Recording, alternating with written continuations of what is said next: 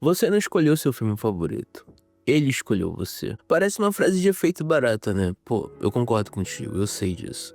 Sei lá, talvez você esteja pensando, para com isso, eu escolhi assistir aquilo porque o trailer era legal. Ou só queria dar uma risada no fim de semana. Mas se você parar pra analisar friamente, você vai perceber que existe um padrão assustador no que você consome.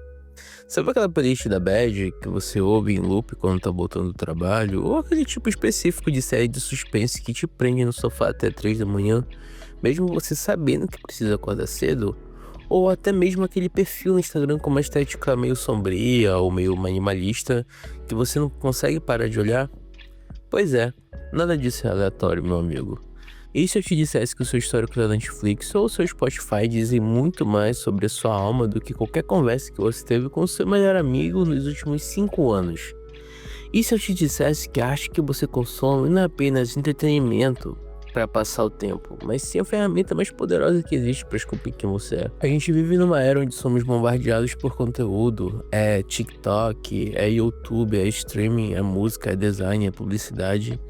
E a gente acha que somos passivos nisso tudo, que a gente só recebe a informação. Mas Carl Jung, aquele suíço genial que mergulhou mais fundo na mente humana do que qualquer outra pessoa que já existiu, teria uma visão completamente diferente sobre a sua maratona de séries de domingo. Para Jung, a arte não é fuga, a arte é espelho. E não é um espelho qualquer, eu vou logo avisando. É aquele tipo de espelho mágico de contorno que não mostra o seu rosto, mas mostra o que está escondido embaixo da sua pele.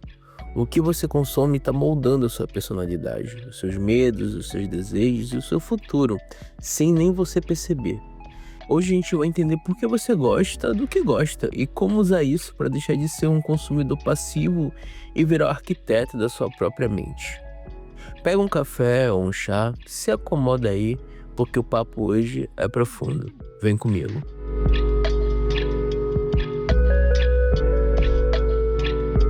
Vamos começar pelo básico, mas de um jeito que vai explodir a sua cabeça, eu te garanto. Jung tinha essa ideia fascinante de que a nossa consciência, aquilo que você acha que é você, essa voz na sua cabeça lendo esse texto agora, é apenas uma ilha minúscula no oceano gigantesco e escuro que ele chamava de consciente. Nesse oceano vivem monstros, heróis, medos antigos, desejos proibidos e potências que você nem sabe que tem. O único problema é, a gente não tem acesso direto a esse oceano. Você não consegue simplesmente olhar para o seu inconsciente e perguntar o que está rolando aí embaixo. É escuro demais, é profundo demais. A linguagem do inconsciente não é lógica, não é um texto que vai fazer você chegar lá, não é planilha de Excel. A linguagem do inconsciente é um símbolo, é uma imagem, é emoção. E é aí que entra a arte. Quando você assiste um filme e sente aquele arrepio na espinha, ou quando você ouve uma música e do nada sente uma vontade de chorar que não sabe de onde veio, isso é o seu inconsciente reagindo a um símbolo. A arte funciona como uma ponte, ela traduz a linguagem caótica do seu mundo interior para algo que você consegue ver, ouvir e sentir. Jung dizia que os artistas são pessoas que têm a capacidade, às vezes até bem perigosa, de mergulhar nesse oceano coletivo, pegar algo de lá, um arquétipo, uma imagem primordial, e trazer para a superfície na forma de um quadro, de uma música, de um roteiro. E quando você consome essa obra, se ela for verdadeira mesmo, ela ressoa em você. É como se uma corda de violão tocasse dentro do seu peito. Eu quero que você pense comigo agora. Por que certos filmes se tornam clássicos pra você, enquanto outros que ganharam 10 Oscars você esquece na semana seguinte? Por que você é obcecado por histórias de vingança, ou por romances impossíveis, ou por distopias futuristas? Jung diria que você é atraído por essas obras porque elas estão expressando algo que a sua mente consciente ainda não conseguiu formular, mas que o seu inconsciente está gritando para ser visto. A arte é espelho do inconsciente. Se você está numa fase da vida onde se sente impotente, preso no emprego que odeia, sem voz, talvez você se pegue assistindo compulsivamente filmes de super-heróis ou animes onde o protagonista começa fraco e se torna um deus. E não é só porque a luta é legal, é porque a sua psique está faminta por poder, por transformação, e ela encontra nessa narrativa um alívio, uma projeção daquilo que ela deseja ser. Ou talvez você seja uma pessoa boazinha que nunca diz não, que engole sapo de todo mundo E aí, curiosamente, você adora filmes de terror, true crime ou histórias sobre serial killers. Bizarro, né? Mas faz todo sentido pela ótica junguiana. A sua, entre aspas, sombra, toda a agressividade e a maldade que você reprime por ser uma boa pessoa, precisa de um lugar para respirar. E ela encontra esse lugar na segurança da tela da sua TV. Você consome a violência na arte porque não consegue integrá-la à sua vida. E isso nos leva a um conceito fundamental que Jung explorou muito: a projeção. Sabe quando você assiste uma série e fica com raiva, mas muita raiva mesmo de um personagem específico? Ou quando você se apaixona platonicamente por um personagem fictício a ponto de sonhar com ele? Cara, isso já aconteceu várias e várias vezes comigo assistindo diferentes séries. Sempre tem aquele personagem que eu acho que eu mais me identifico, que eu gosto da trama dele, eu gosto da história que tá se desenhando ali. E também tem aqueles personagens que eu odeio, aqueles personagens que são extremamente mau caráter, ou aqueles personagens que não agregam em nada na história. E eu acho que todo mundo já se encontrou assim. E Jung dizia: tudo que nos irrita nos outros pode nos levar a uma compreensão de nós mesmos. Isso vale para pessoas reais, mas vale em dobro para personagens fictícios. A projeção é quando você pega um conteúdo interno seu, uma emoção, um traço de personalidade, um desejo, e projeta em algo externo. É como se você fosse um projetor de cinema e a obra de arte fosse a tela em branco. O filme que você está vendo não está acontecendo só lá na Califórnia, em Hollywood, ele está acontecendo dentro de você. Por isso que eu disse lá no começo, as histórias escolhem você.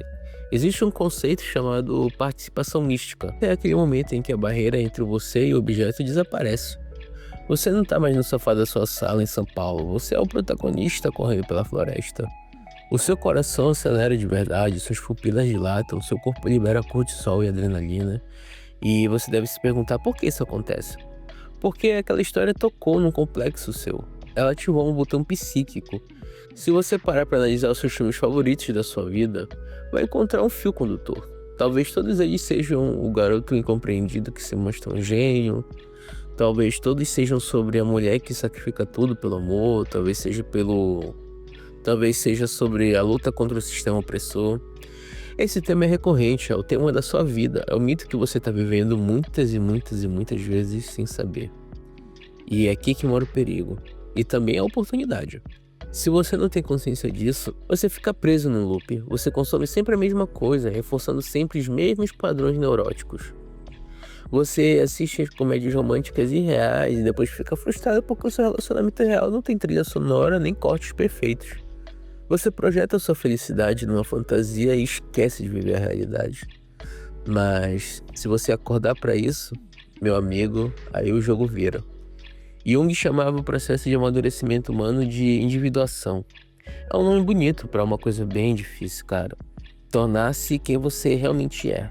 Sair da massa, sabe? Sair do rebanho, sair do comportamento de manada e integrar todas as partes da sua psique. A arte é a maior ferramenta da individuação que existe, se usada com intenção. Porque, cara, imagina que a arte é um simulador de voo para a alma. Antes de você enfrentar um dragão na vida real, que pode ser uma demissão, um divórcio, uma doença ou um projeto criativo, você enfrenta o dragão na arte. Quando você lê Dostoiévski e entra na mente de um assassino, você está num ambiente seguro, encarando a capacidade humana pro mal, que também existe em você. E ao fazer isso, a gente entende que ser capaz de fazer mal é diferente de fazer o mal. E isso te dá força. Quando você ouve uma música que fala de uma dor profunda, de um luto, e você se permite chorar ouvindo aquilo, você está processando emoções que talvez estivessem estagnadas no seu sistema há anos.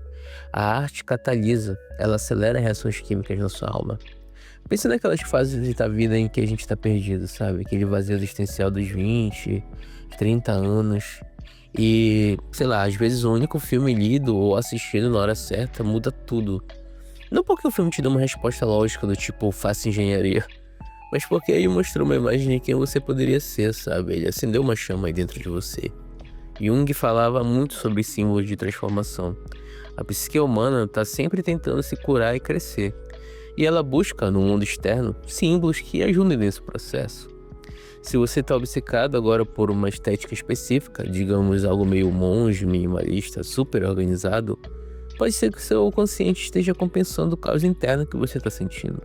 Você consome a ordem visual porque sua alma está pedindo estrutura. E ao perceber isso, você pode parar de só ficar salvando fotos no Pinterest e começar a perguntar: onde na minha vida real eu preciso colocar ordem agora? Isso nos leva a um ponto crucial. A estética muda suas emoções, e suas emoções mudam quem você é.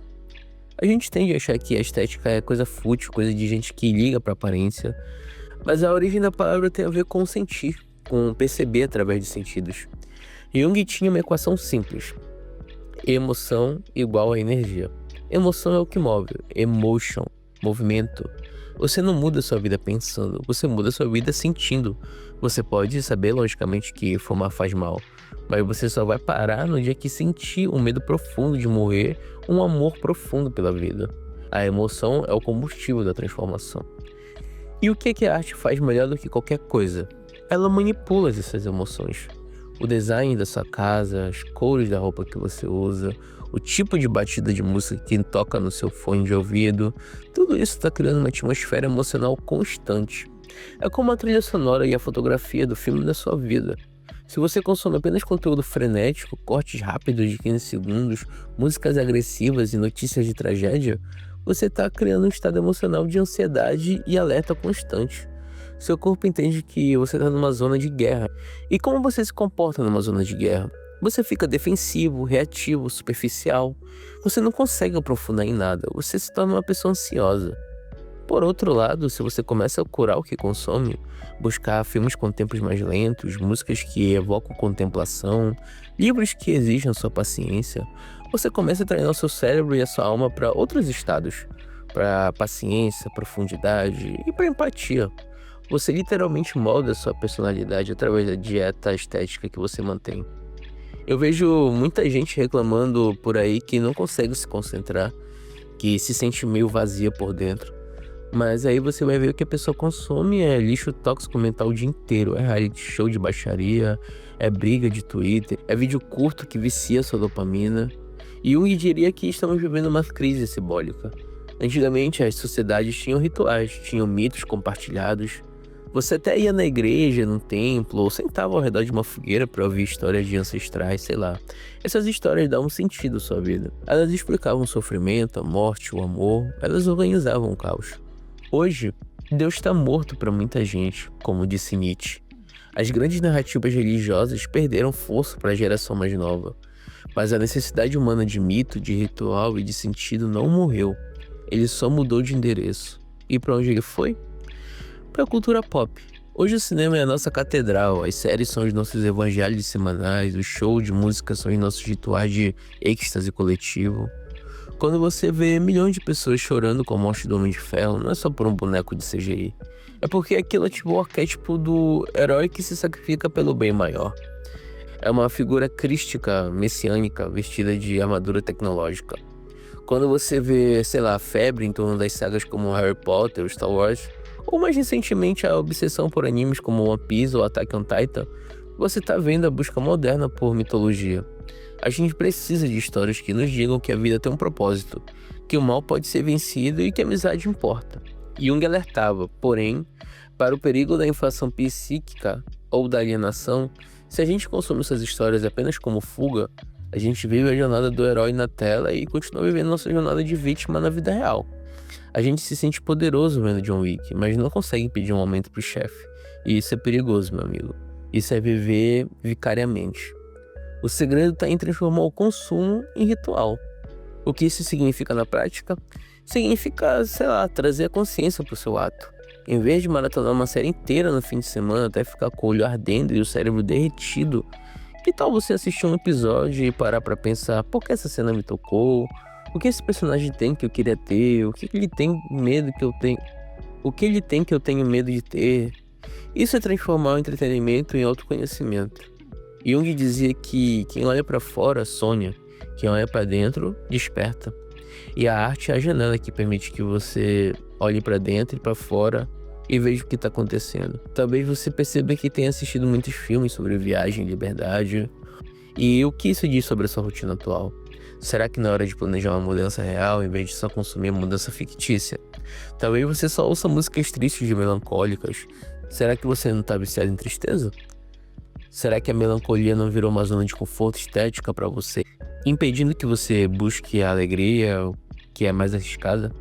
Ou o contrário, você só consome coisas good vibes, positividade tóxica, comédias leves? Será que você não tá fugindo de encarar alguma dor, algum luto que precisa ser vivido para ser superado?